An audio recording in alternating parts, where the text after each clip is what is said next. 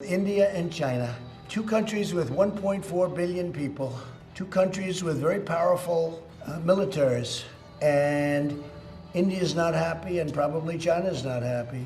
But I can tell you, I did speak to Prime Minister Modi. He's not in a good mood about what's going on with China.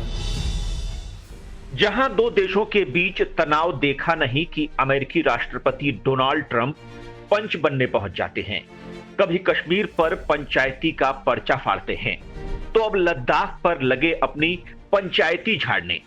वैसे तो हर बार मुंह की खानी पड़ती है, क्योंकि भारत उनकी ऐसे मामलों में सुनता ही नहीं।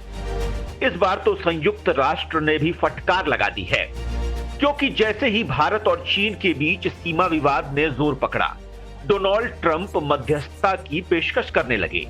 लेकिन संयुक्त राष्ट्र महासचिव एंटोनियो गुतारेस के प्रवक्ता स्टीफन दुजारिक ने कहा, यह निर्णय लेना हमारा नहीं बल्कि मामले में शामिल पक्षों का काम है कि वे किसे मध्यस्थ बनाना चाहते हैं। हम हालात पर नजर रख रहे हैं और हम सभी संबंधित पक्षों से अपील करेंगे कि वे हालात को और तनावपूर्ण बनाने वाले कदम उठाने से बचें। ट्रंप ने दिया था मध्यस्थता का प्रस्ताव। दुजारिक से पूछा गया कि संयुक्त राष्ट्र भारत और चीन के बीच सीमा पर तनाव को लेकर कितना चिंतित है।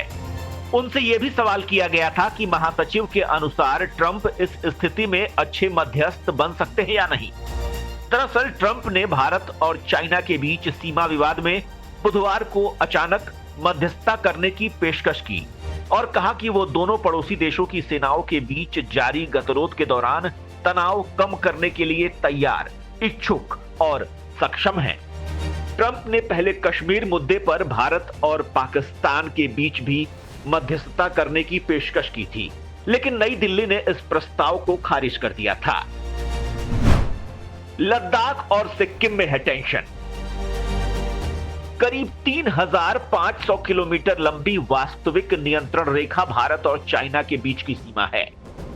एलएसी पर लद्दाख और उत्तरी सिक्किम में अनेक क्षेत्रों में भारत और चीन दोनों की सेनाओं ने हाल ही में सैन्य निर्माण किए हैं।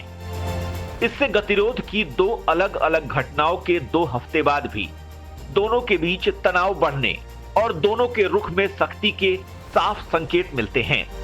भारत ने कहा है कि चीनी सेना लद्दाख और सिक्किम में एलएसी पर उसके सैनिकों की सामान्य गश्त में अवरोध पैदा कर रही है। भारत ने चाइना की इस दलील को पूरी तरह से खारिज कर दिया है कि भारतीय बलों द्वारा चीनी पक्ष की तरफ से अतिक्रमण से दोनों सेनाओं के बीच तनाव बढ़ गया। विदेश मंत्रालय ने कहा है कि भारत की सभी गतिविधियां सीमा के इसी ओर संचालित की गई हैं और भारत ने सीमा प्रबंधन के संबंध में हमेशा बहुत जिम्मेदाराना रुख अपनाया है।